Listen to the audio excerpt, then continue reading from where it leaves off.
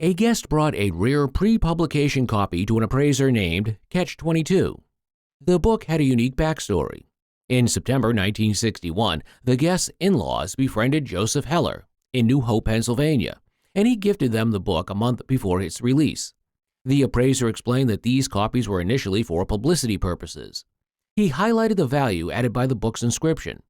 The appraiser noted that pre-publication copies are rare today, as most previews are now distributed digitally.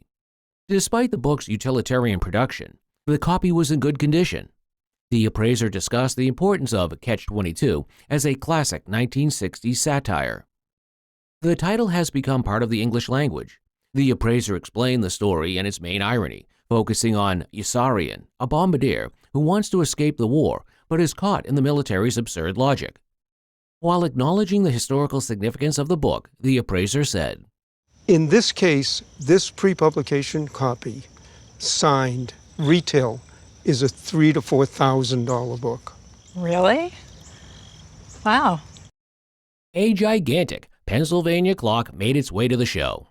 This clock belonged to the guest's great-uncle and has a little backstory to it.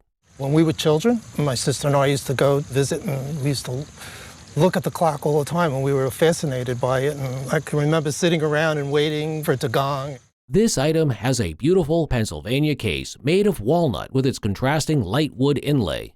This is about as expressive as a Pennsylvania federal clock gets, with these sunbursts and all of this inlay. It's fantastic.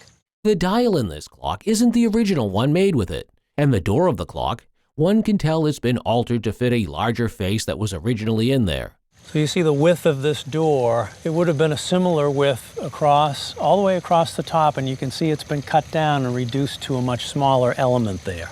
Looking at the dial mat, the joint and board used to go straight across, called a marriage. The case dates to about 1795 to 1800, while the dial and movement are probably from the 1820s. As a matter of fact, considering the type of pendulum bob that came with it, this is very typical of English and Scottish clocks. If this tall clock, with a case made of walnut and a typical English pendulum bob, were sold at auction today, it would sell for... At auction, it would probably sell in the vicinity of $6,000 to $7,000 today. It's good to know.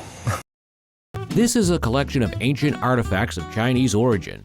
The guest inherited them from her great-great-grandmother, who purchased them in San Francisco. I have been told they are 18th century from China. According to my mother, she may have purchased them in San Francisco, where she lived. The collection consists of 2 jade tablets and a jade seal. The seal is surmounted with the double dragon and a cord. The tablets are incised with an official script and date back to the Guangzhou period in the late 19th century. Firstly, we thought the plaques too were from the 18th century, but it's actually dated here, Guangzhou, first year of Guangzhou, which is 1875. The jade is mottled in green, consistent with what would have been used at court. These imperial jade tablets are commemorative pages, part of a jade-paged book. The seal also bears symbols of imperial authority, and based on the quality presented, this collection is worth an auction estimate of $20,000 to $30,000. Okay. Wow. This stunning pencil portrait was gifted to the guest by Andy White, an American visual artist primarily known as a realist painter working in a regional style.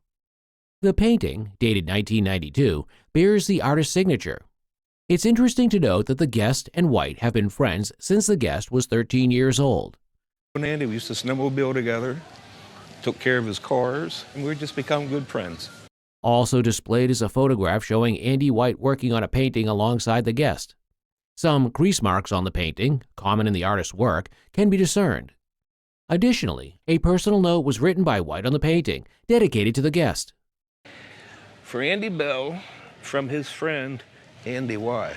Given its excellent condition and embodying great artistry, this painting is estimated to be worth... I'm thinking $30,000 to $50,000. Out of town. Yeah. An engraved copy of a signed souvenir edition of the 13th Amendment was presented, originating from the late husband's estate of the guest's wife, who ran a used bookstore. The 13th Amendment, a cornerstone in abolishing slavery, was signed by President Lincoln in February 1865. It followed its passage through the Senate and House, marking a historic milestone. Souvenir copies, signed by Lincoln and congressmen, were created to commemorate this historic legislation. This particular engraving, printed by the Western Banknote Company in 1868, likely celebrated the ratification of the 14th Amendment, which guarantees citizenship following the 13th Amendment. This rare engraving, with only a few known copies at auction, conservatively fetches. At auction, it conservatively sells for between $4,000 and $6,000. Goodness. On the show today, we are discussing prehistoric Native American stonework artifacts. The McClung Museum in Knoxville, Tennessee, boasts a remarkable collection of these artifacts. Showcased are two figures, a male, nicknamed Sandy, and a female figure by its side. They were both found together on the farm of a person who sold them in Wilson County, central Tennessee. These figures date from circa 1250 to 1350 AD, and there are fewer than 100 of these figures in existence. Due to their rarity and historical significance, the female figure at auction would be worth. The insurance value on the female figure would be $300,000 to $500,000.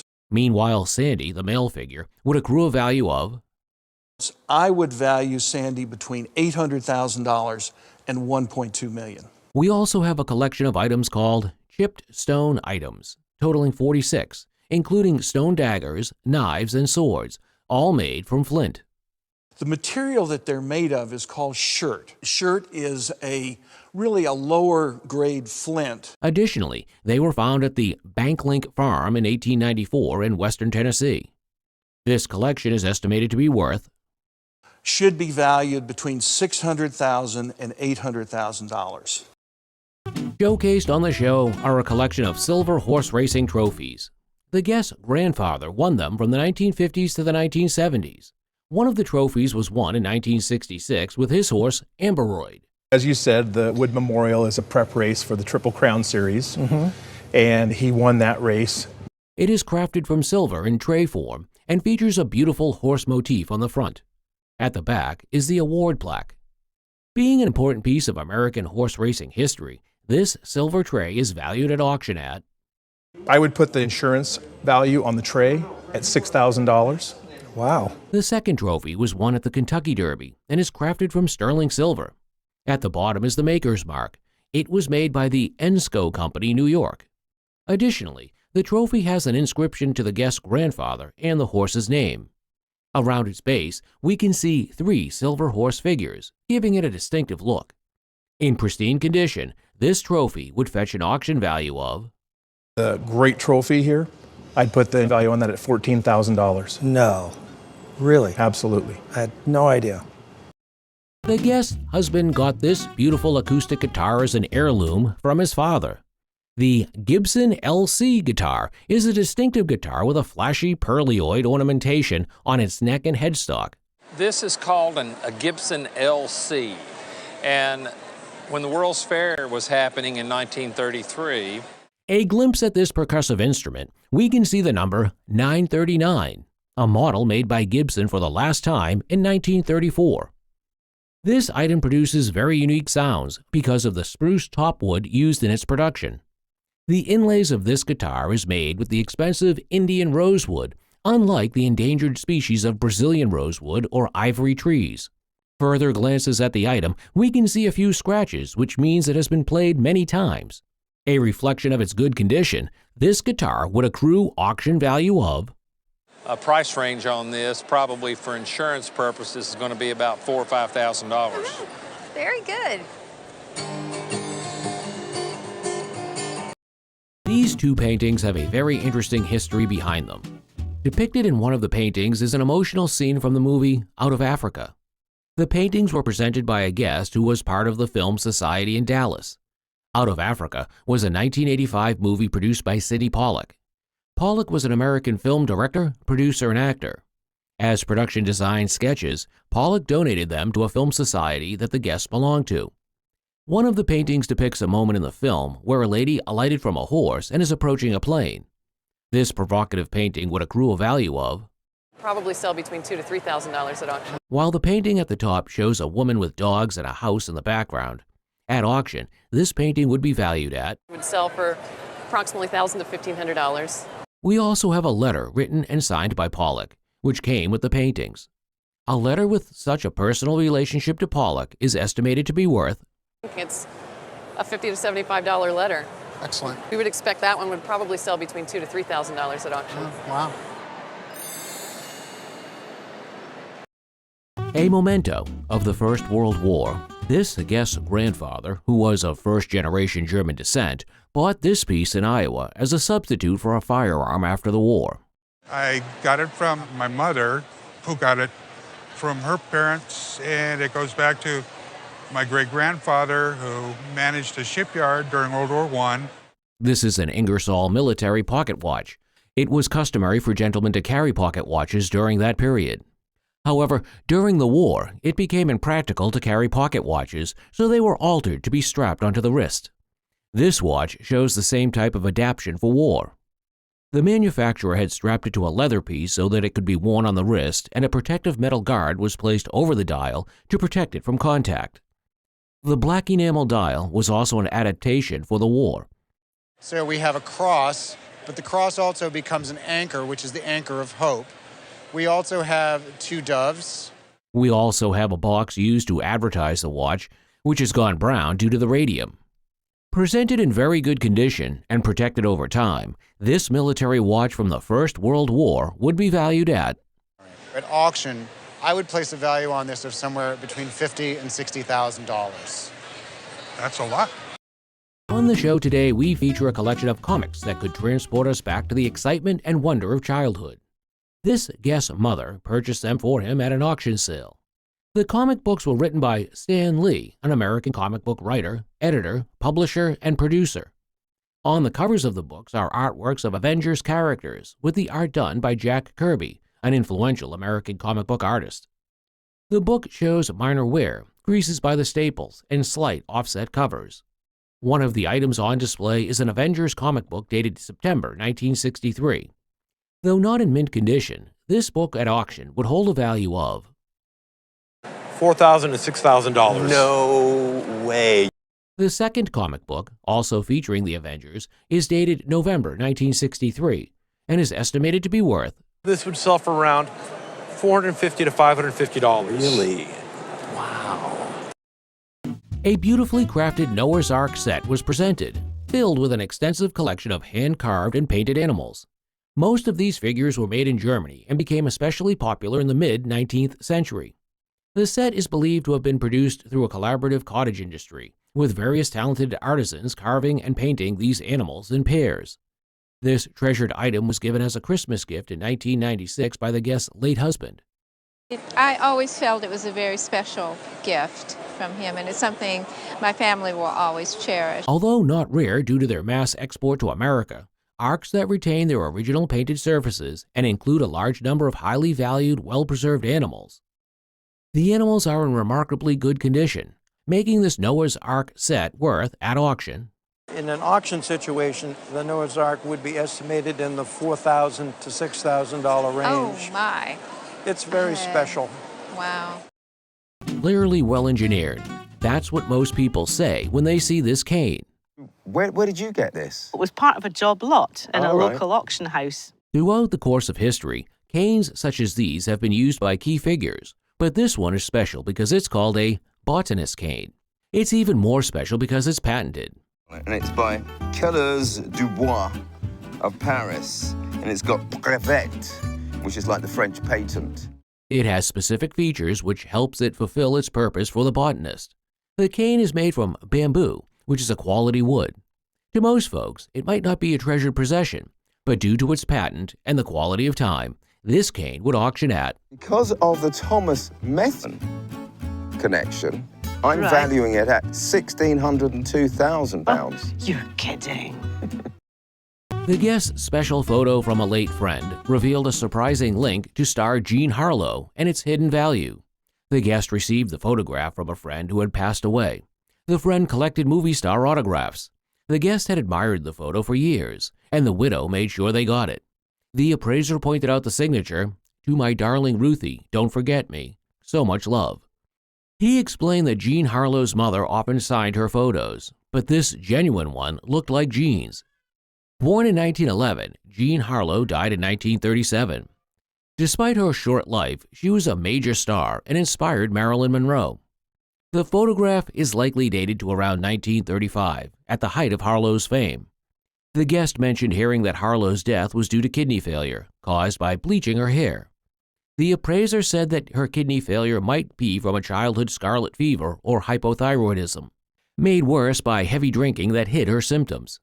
Even if diagnosed in time, treatment options like dialysis or transplants were not available until years later.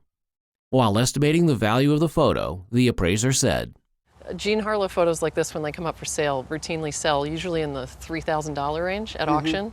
We probably could do some research and determine who Ruthie is. Then you're looking at something that could be more like $5,000 to $7,000. This Dudley Masonic Movement pocket watch, originating from Lancaster, Pennsylvania, is a remarkable heirloom passed down from the guest's great-grandfather, who was a Mason. This timepiece was created by the Dudley Watch Company. It is notable for its Masonic affiliation and craftsmanship. That's what the Dudley Watch Company was famous for, was creating the Masonic watch. The watch features a striking radiating dial and is distinguished by its Masonic movement, a key characteristic of Dudley's early creations after their split from the Hamilton Watch Company. In exceptional condition and housed in its original keystone box, this first edition watch is highly coveted by collectors, with an auction value of Probably find its way in the range of about $6,000. Terrific. Great. Thank you. The guests' excitement turned to surprise during the appraisal, revealing the hidden history of their cherished highboy. The guests brought their antique curly maple highboy, collected with their husband. A friend in the business had helped them get it. The appraiser asked what the friend said about the highboy, and the guest replied that every antique collection should have one. The guest thought it was from New England, specifically Connecticut, based on where their friend got the most antiques. They bought it before 1964 and believed they paid several $1,000s. The appraiser confirmed it was a style from the 18th century, during the Queen Anne period. The highboy was made of figured maple, a wood from New England. However, the fan design and trifled foot were unusual for the period. The appraiser noted that different dovetails on the drawers suggested it was a married piece, reducing its value. While estimating the current auction value, the appraiser said, I would place a conservative auction estimate of $500 to $1,000 on it. Is that all? That's it. Uh-oh, well, I hope I didn't ruin your day. No, you didn't. It's not every day you see someone delighted to own a collection of walking sticks, but that's what makes today's guest so special. These canes are one of a kind because they have special engravings on them.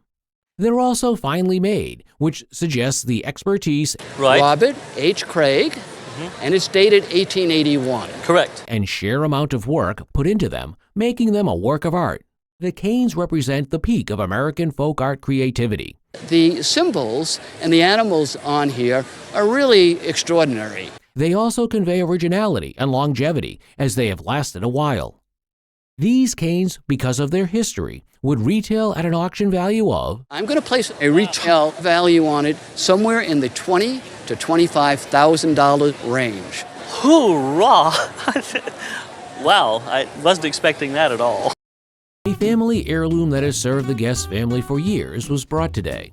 It is a Turkish rug woven in the town of Kayseri, central Anatolia. Kayseri is a prolific weaving center that has borrowed designs from both Persia and other weaving centers. This item has a prayer design, making it a prayer rug. Prayer designs are always directional, and this rug has a distinct horizontal delineation where the colors changes. Each of the prayer rugs should be pointed towards Mecca when the participant is praying about 5 times daily. This color change is a condition called a brash, where the dye lot is changed while weaving the rug. And that's why you have this very direct, distinctive delineation of color. One thing about rugs from Kayseri is that it's always a debate about whether they are made of silk or mercerized cotton. It has to go through a burn test. If the fiber doesn't hold the flame, it's real silk, and if it does, it's mercerized cotton. Woven circa 1915, this silk Kayseri prayer rug with directional design at retail would sell for In a retail store, silk prayer rug such as this would sell for about $4,500. Holy sweet Henry, okay. So thank you so much for bringing it in today. Thank you very much. Known for its excellent heat retention, this pot's origin is traced back to Picuris, New Mexico. It was passed to the guest by her mother.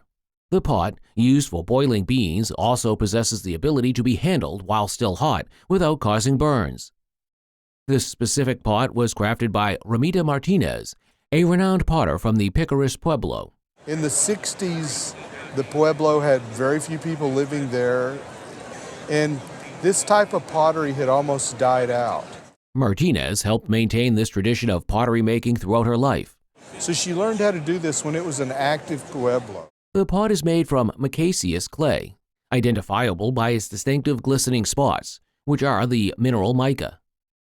These pots are typically undecorated, though this particular piece features small stamp decorations.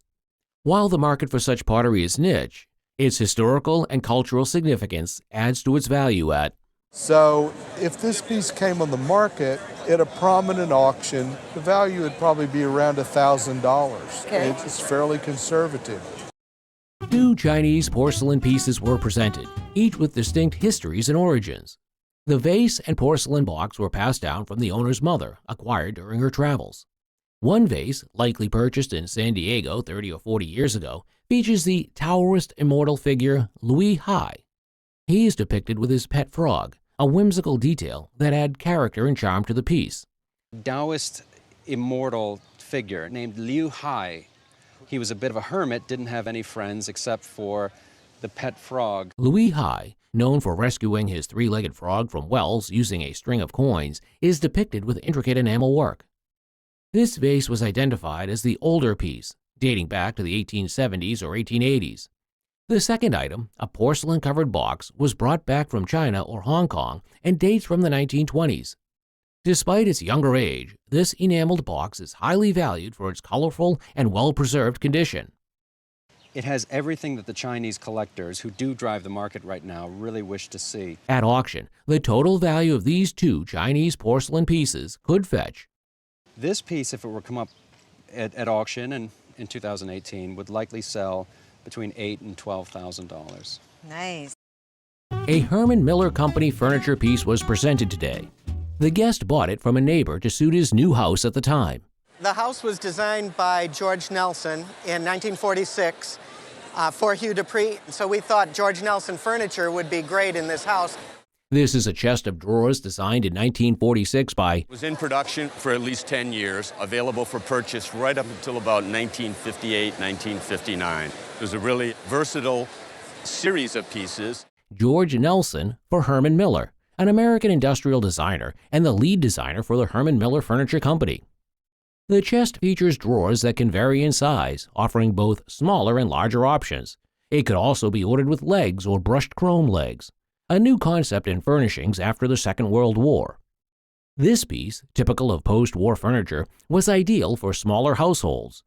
Featuring aluminum handles and Primavera wood, this piece of furniture, complete with a Herman Miller decal and varying drawers, would cost. Retail value would be in the neighborhood of $1,200 to $1,500. Okay, great, thanks.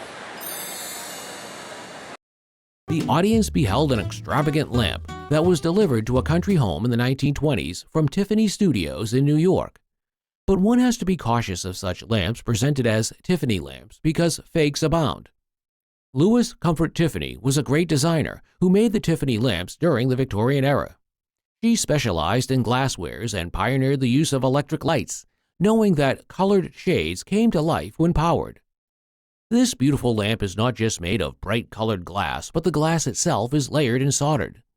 But something unusual is noticed with this Tiffany lamp, as it is not marked or signed by Tiffany Studios, which should so normally be at the base or round the edge of the rim. Furthermore, most Tiffany lamps have handcrafted flowery tree bases connected to the globe and cone on top of it. However, because it is not marked, more research is required, lowering its valuation from what it could have been 10 years ago. A more realistic insurance valuation at this time is. I would say for insurance, you've got to think about 20 or 30,000. I have it insured for 25. From the vibrant tapestry of fashion history emerges this sleek garment, a relic from the 1870s, which the guest and her mother acquired at an auction. The time period is 1870s, and there are several details that we know that make it that. First, the square neckline. That particular look was very popular in the 1870s. This is a wedding gown made of silk satin, a luscious fabric so beautiful. Little threads are, there probably was lace or rosettes or something like that sewn as well. Maybe some of the silk organza pleating that we see at the collar. The waist of the mannequin wearing this gown is 18 inches. Women into this type of fashion would be corseted. And on top of that, you would put a slip, you would have put a large bustle pad or cage that actually was collapsible, so when you sat down, it would actually fold up. The dress was custom made with no label, so we do not know who created it.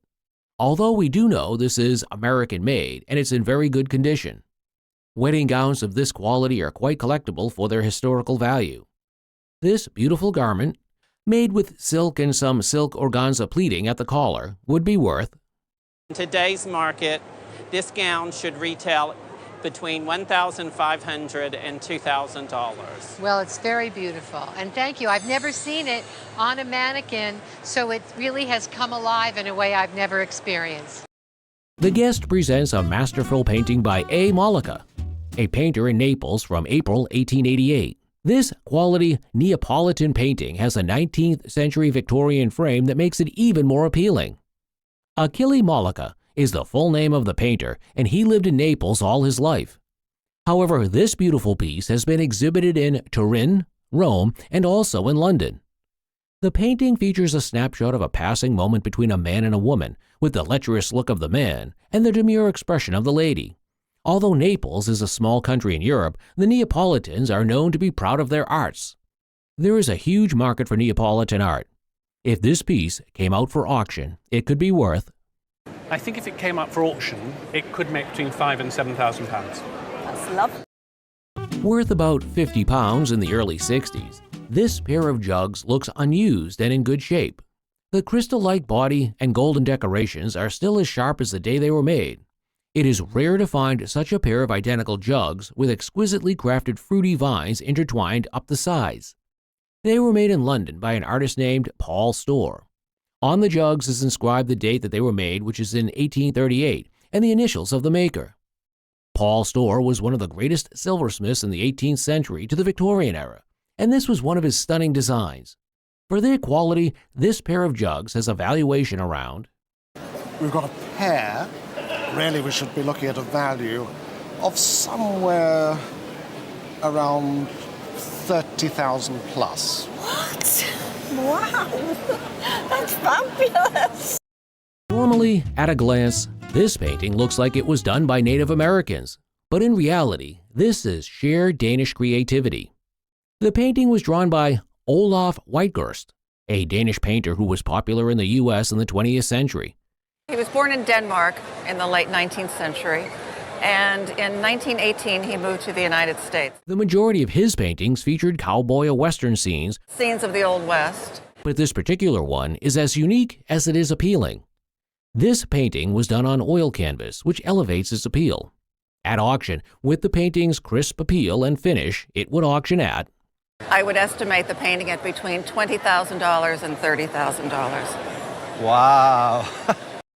A detailed drawing by Ernest Spybuck, an absentee Shawnee Indian from Shawnee, Oklahoma, was presented by a guest. He lived in Shawnee, Oklahoma, and that is also my hometown. Created between 1910 and 1920, the artwork vividly depicts the traditional grass dance, showcasing Spybuck's exceptional attention to every minute amount of detail. The grass dance, a vibrant and rhythmic Native American tradition from Oklahoma, features dancers adorned in fringed regalia that mimic the swaying prairie grasses, celebrating renewal and harmony with nature. Ernest Spybuck, a proud absentee Shawnee artist from Oklahoma, captures the essence of his heritage in intricate drawings, blending history and culture with every stroke. This piece, tied to the presenter's hometown heritage in a retail setting, is valued at approximately. We filled in a retail setting about $4,000 for this piece. That's nice. A family antique display presents a beautiful plate bucket that was used as a waste picker for years. This plate bucket has a gap at the front so that plates can be lifted easily and come as a pair. Plate buckets were to be loaded with clean plates in the kitchen and carried to the dining area with a yoke because of the weight. But this is a nice big-sized one for dessert plates rather than dinner plates. Particularly, there's a brass mount around the base depicting the age between 1810 and 1815, because they are currently out of fashion.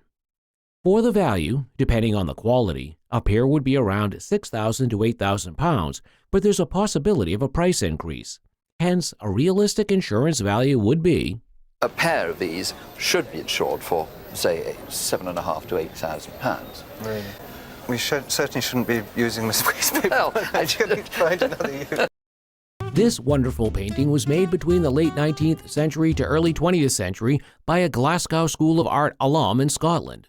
Her name was Bessie Gutmann, a member of the Glasgow Boys and Girls Art Club. It is a self-portrait showing an inquisitive look that has a lasting impression on whosoever beholds it. Glasgow School of Arts, the most famous school of arts in the world at the time, gave opportunities to boys and girls to showcase their talents, and Bessie Gutmann was one of them. The painting also showcases the bright-eyed, intelligent work of the artist before she passed at an early age. Like most countries, the Scottish loved their paintings, which would make this painting worth around... I think that this picture is certainly worth 25 to 30,000. The guest presented an extraordinary wooden punch bowl. This punch bowl was made with the dense wood known as lignum vitae. It was popular on sale during Christmas to have toast parties with friends and family. This stunning piece is the largest ever seen and can only compare to the punch bowl at the Victorian Museum, having a crisscrossed lid with a spike on the top as a handle. Made in 1614, this bowl was kept away for decades by the owner. However, in today's market, it would be worth... Could easily make £25,000. Really? Yes. After their neighbor, a bachelor rancher, passed away, the surviving bachelor brought something over as he sifted through the belongings. The 1898 F. Galke guitar is made by Friedrich Galke, a prominent late 19th century luthier. Galke, based in Germany, contributed to the country's renowned classical guitar craftsmanship. In ensembles with multiple mandolins, the guitar's soft tone would often be drowned out, making it less audible. Guitars like this emerged soon after the mandolin's rise in popularity, transitioning to larger sizes and adopting steel strings. It features cello purfling on the inside edge with spruce on the outside. The name F. Galke and the year 1898 are inscribed inside the instrument. Unveiling its historical significance, the appraiser valued the item. The retail value would probably be in the $2,500 range, maybe a little bit above that. Wow, that's maybe quite a bit. Only a few people in the world could afford a watch of this magnificence. This unusual watch was made by Patek Philippe, which is arguably the world's most luxurious watchmaker. Patek Philippe is the preeminent watchmaker in the world. The first noticeable feature is how huge the watch is. For a watch made in the early 20th century, it has aged well and maintained top-notch quality. The Fog, on the other hand, is made from rare-quality 18-karat gold to enhance its appeal. Given this watch and fig combo were made by Patek, their values at the auction market would be... So combined total, you have about $45,000 that your dad purchased from his colleague. Absolutely awesome. This late 19th century Chinese Duan stone screen was purchased at a Brooklyn flea market, and it dates back to the late Qing dynasty. The screen is made from volcanic rock, typically identified by its purple to green hue. This particular piece features a green hue carved in a cameo design. So what they've done is incorporate the natural features of the stone, or slate. The carving highlights a mountain peak, pine, and tree blossoms. It includes highly detailed relief work of a pine tree emerging from the rock base. Originally, it was mounted with iron painting hooks, but was meant to stand on a reticulated bracket base. The carving's very, very highly worked. The screen is unusually large for a Duan stone, which is often used for small inkstones, and its intricate carving and size significantly increase its auction value of... In today's economy, at auction, this would be worth between $7,000 and $10,000. Wow. Been a gift to their dad upon his graduation from high school. The 1938 Hawaiian quilt is significant in art and cultural history. Hawaiian quilting blends indigenous motifs with techniques from 19th century missionaries. Queen Liliuokalani spurred a Hawaiian quilting revival amid social change. These quilts feature intricate designs inspired by Hawaiian nature and culture. They used a snowflake or applique on folded fabric technique, folding fabric multiple times for symmetrical designs. Such quilts have long been prized by collectors. Revealing its rich history, the appraiser valued the item. At auction, the value would be somewhere between $15,000 and $25,000. Oh my papa would be happy to know that. This piece was gifted to this guest and her husband by an acquaintance. It was in the home of her husband's uncle in West Palm Beach, and she didn't tell me anything about it except that it was blue. It is a Durand art glass vase created by the Vineland Flint Glassworks, founded in Vineland, New Jersey in the late 19th century by Victor Durand Jr. This piece is a typical example of his artistic brilliance in American Art Nouveau art glass. The design on the vase features an immaculate heart and vine motif. It's got these little yellow accents at the top, and they kind of bring out the yellows in the flowers. Newcomb College was a college that was open for women. Signed on the bottom, this vase is a testament to his ingenuity, focusing on Art Nouveau vases during the Art Deco period. Preserved and presented in excellent condition, this vase has an estimated value of, and our estimated at auction, this vase would sell for between $30,000 and $40,000. Oh my goodness. This Cartier lion brooch from around 1960 is a remarkable piece of jewelry that exemplifies Cartier's exceptional craftsmanship and luxurious design. This brooch features a majestic lion, meticulously crafted from yellow gold. The lion's mane is intricately detailed, showcasing a combination of polished and textured finishes that brings the figure to life. The nose of the lion is set with one solid emerald, which adds a striking contrast and a touch of vivid color.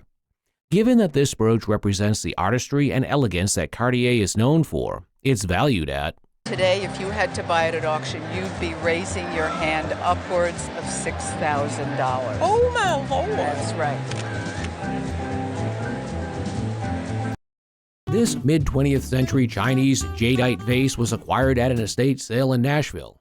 It is made from jadeite, characterized by its icy white color and granular structure. Features pale green tones rather than the more desirable brilliant emerald green splashes. It has foliate carved handles and loose rings, showcasing the skill of the carver.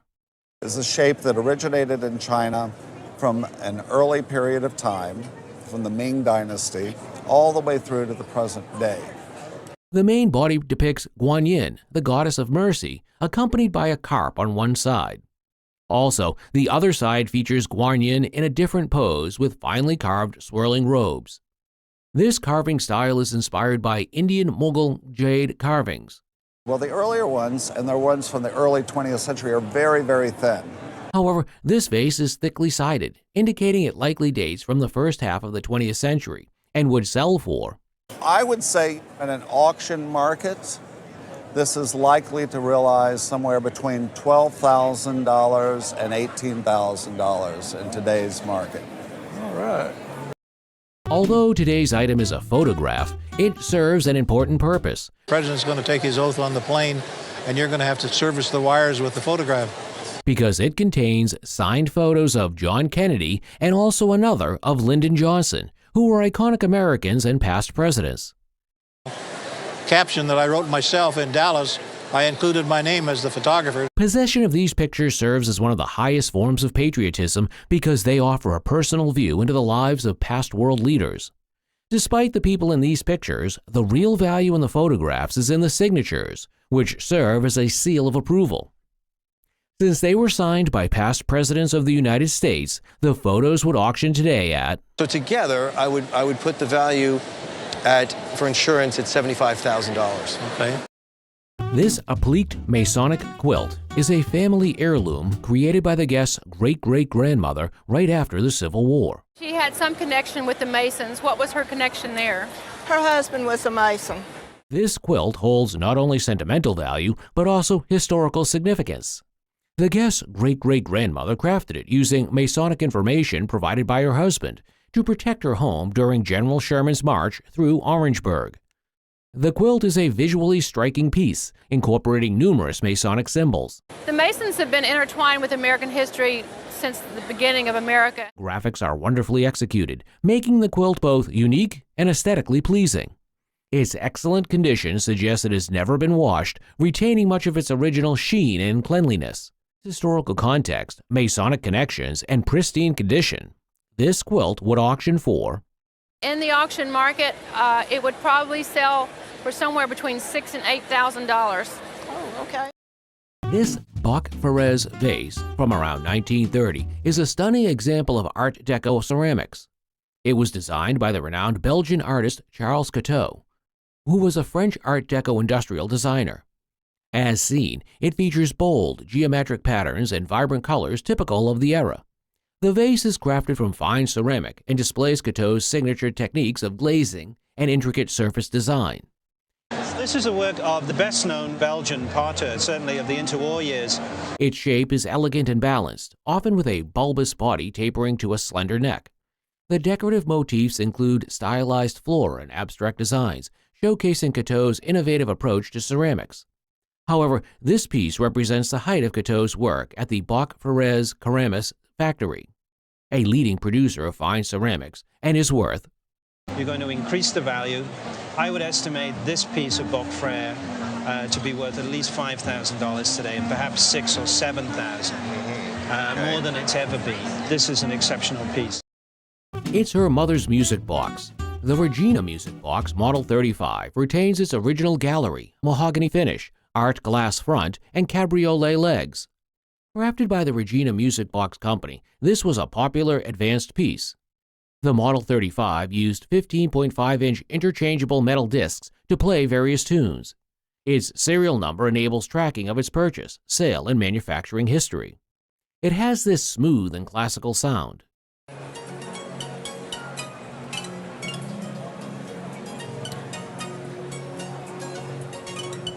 The discs and star wheels produce melodious sounds by plucking the tuned teeth of a steel comb. Regina Model 35 music boxes were treasured for their captivating melodies. With meticulous scrutiny, the appraiser valued the item. I would estimate it at $15,000 to $20,000. Okay. It's interesting. Thank you. We are presented with a vase the guest bought at a flea market in Virginia. This is a piece of Avon pottery from Wheeling, West Virginia. Dating back to 1902 or 1903, it has no artist signature on it nor any mark on the bottom, which is typical of Avon pottery pieces, but has a few features that identify it as one. Number one, the shape is an Avon shape. They did not make that much art pottery, and they had relatively few shapes in production for the 2 years they were making art pottery at this level. This item is special because it features penguin designs, which is unusual and attributed to Frederick Hurton Reed, a ceramicist and major figure in the arts and crafts movement. Avon to Roseville to Weller to his own pottery in Santa Barbara to Homer Laughlin, where he designed. This vase is decorated with the squeeze bag technique and the sgraffato technique. Slip trail outlines to the decoration. There's also what we call sgraffito technique, where he actually incises lines and then works within those lines, almost like a cloisonné technique. So the glaze on this vase looks oddly uneven, and with its slip trail outlines and beautiful design, at auction it would bring. At auction, I would estimate this for between $2,000 and $3,000, and probably more like $2,500 to $3,500. But to be a little conservative, I think $2,000 to $3,000 at auction is what this piece would be worth. Well, I did good. It's not often we see pieces as glaring and captivating as this Jack B. Yeats drawings, acquired by this guest during a trip to Dublin in 1970. They represent a significant part of the artist's early work as an illustrator. And the first Irish artist to ever sell for more than $1 million at auction. These pieces are particularly scarce, and Jack B. Yeats was regarded as the most important Irish artist of the 20th century. Jack's early works in pen and ink demonstrate a bold graphic style. His illustrations capture his vision and are infused with a strong sense of the subject matter, ranging from Irish life and countrysides to circuses and Celtic mythology. These drawings include a variety of scenes, with one dated 1900, showcasing the bustling activity at a fair. This particular piece stands out for its lively depiction and humorous detail. At this fair, there's games and prizes, but I really like this sign back here that says, every time you kick the ball through. In today's market, Jack B. Yeats' works remain highly respected among art enthusiasts and would fetch, You might pay about $20,000 each for the two on the end, and maybe as much as $25,000 for the one in the center. Whew. Gosh, I'm amazed. I'm amazed. Imagine being in possession of an incredibly elusive and possibly the largest Easter egg in the world. Well, that's exactly the thought process that went through the mind of this guest who brought this Fabergé egg to the show. Fabergé eggs are known for their craftsmanship and beauty, which are simply immeasurable, and they're often termed the ultimate collector's piece. Sadly, however, this piece brought in by the guest is not an original Fabergé egg, but a fake. It is an item that, while the craftsmanship is very, very good, it's an intentional fake. Often termed as Fabergé by collectors and appraisers. And the first of which is the decoration here. You see that it's sort of punched work out. Each one should be individually chased. Okay. And then also on the wreaths, each one of those should be individually hand chased, and these ones have come out of a mold. Although this piece is an intentional fake, it is still well crafted, and as such, would hold a value of. Auction estimate or value for this today would be between about $3,000 and $4,000. Okay. Health is wealth is a term that we've all become accustomed to, but proper salutations still have to be accorded to the men and women in the health sector. This physician's box, brought in today by this guest, is a testament to the gracious work done by those in the medical field. The box, a doctor's bag from circa 1905. She was born in 1882. This bag you see here was her first original doctor's bag. Contains a record of the birth that the doctor, an obstetrician, carried out. Also included in the bag is an early stethoscope, as well as painkillers and other medications from that time period. Every item in this bag shows the efforts and leaps the medical field has continued to make to arrive at its present level. A female doctor from 1905 and all of the equipment that went with her is just a phenomenal archive. The items in this bag are highly appreciated by doctors, especially due to their historical significance, and would be auctioned at. I would value everything that you have here in your collection at $3,000 to $5,000. Oh my mother would be surprised. This guest is an enthusiast of North Coast Indian art, and he purchased this artifact from a Haida woman about 30 years ago. I bought it about 30 years ago from a Haida Indian woman who had just retired from fishing, commercial salmon fishing on Prince of Wales Island. This artifact is, in fact, a pestle made from very fine-grained basalt. The pestle is a very early work from this tribe, classified as pre-contact, therefore predating the late 18th century when first contact with white settlers occurred. It was likely used for grinding and other related activities. The top is carved into a raven's head, which is commonly used by the Haida. This ancient piece of artifact, presumably pre-Haida, is of great value, estimated at a retail value for this would be in the region of $18,000 to $22,000. No. This miniature dresser and bed has sparked interest. It's so well constructed that it has a comfy feel. The furniture items are scaled down replicas of the larger bed and dresser. As seen, this miniature bed and dresser are true to scale with their larger counterparts, featuring the same Victorian design elements. The bed is made of walnut and chestnut and includes detailed carvings and a mattress. Also, the dresser has intricate pulls and a mirror, displaying a beautiful patina. Both pieces likely date back to the 1860s or 1870s and were possibly created as custom pieces to match furniture. I would think this looks more like a salesman sample than the bat does. Given their excellent preservation and historical significance, these pieces would fetch. The bat is probably worth between $200 and $350, and the dresser is probably worth between $450 and $650. Oh, wow. A feeling of euphoria is what one would have if you ever owned a piece from one of the United States presidents. And that's just what this guest feels from owning this collection of memorabilia from Dwight D. Eisenhower. Eisenhower was the 34th President of the United States of America from 1953 to 1961. The items in this collection feature communications made between Eisenhower and a special assistant of his at the time called Kevin McCann.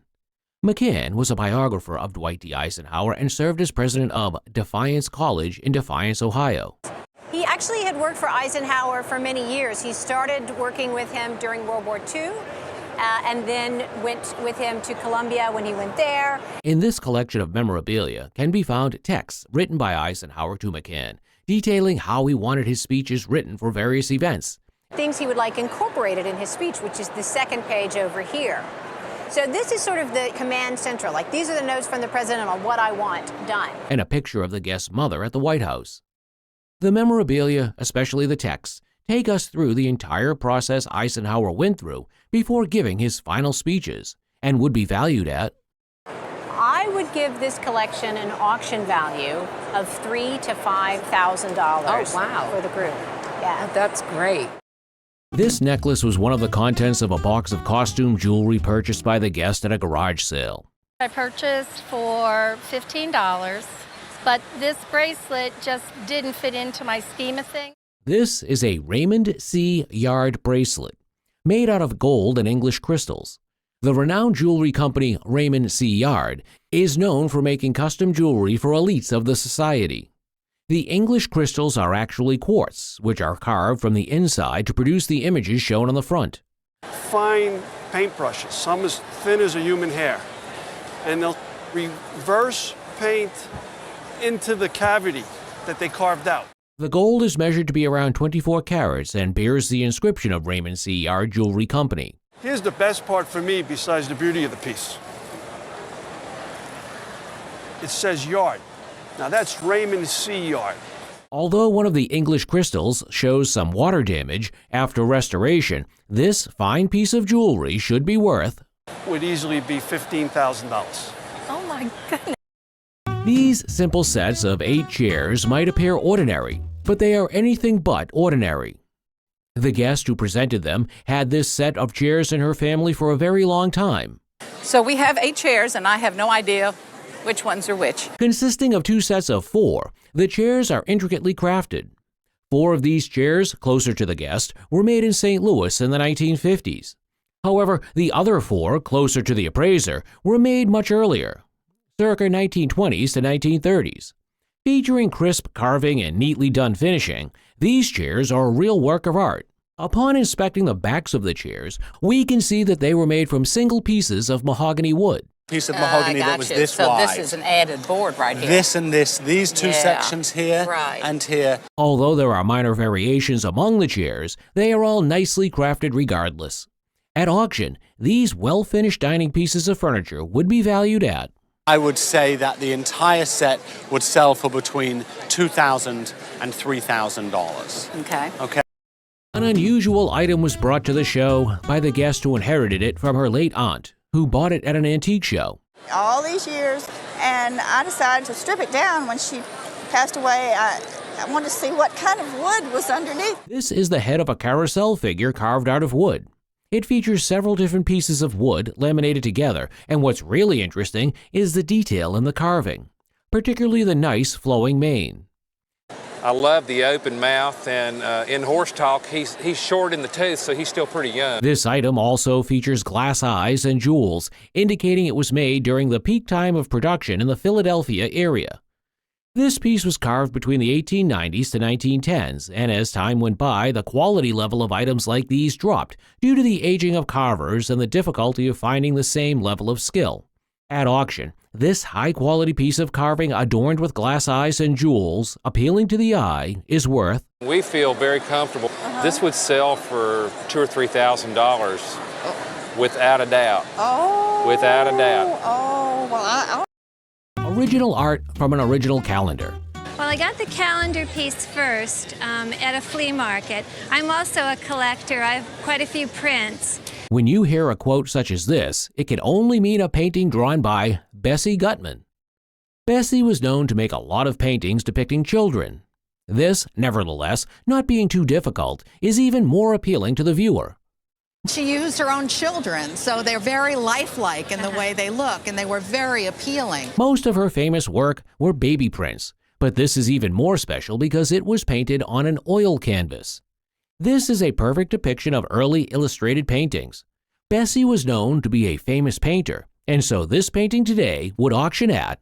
I would put a value of this of around $30,000 to $40,000. You're kidding. Gifted from an antique dealer mother to her antique-loving daughter. And I understand that you've tried to do a little bit of research on the piece, but you've had a problem. Very little, yes. Yeah. This bronze sculpture is a cherished family heirloom. The piece originates from Japan during the Meihei Restoration era, around the 1890s. It was created at the Tokyo School, known for its exceptionally talented sculptors and their meticulously detailed work. It's from a school called the Tokyo School, which is really known for its exceptional detail. And you can really see that in her facial expression and also in the baby's facial expression. The sculpture depicts a breastfeeding mother holding her child and sitting on a bench. It has been preserved in very good condition, though a few cracks are present, affecting its value at... The value of this piece at auction would be around $25,000. Oh! Well, that's very nice to know. Exactly. We are presented with a beautiful glass vase on today's show, which the guest's mother bought in the mid-1970s in north central Indiana. This is a 20th century fire-polished piece made out of glass by Emile Galle, a French artist and designer known for his expertise and innovations using glass. Was one of the people that created the standard for French art glass, especially cameo glass. This vase with cameo glass was nicely done in a green color and also has a signature of the artist, which indicates authenticity.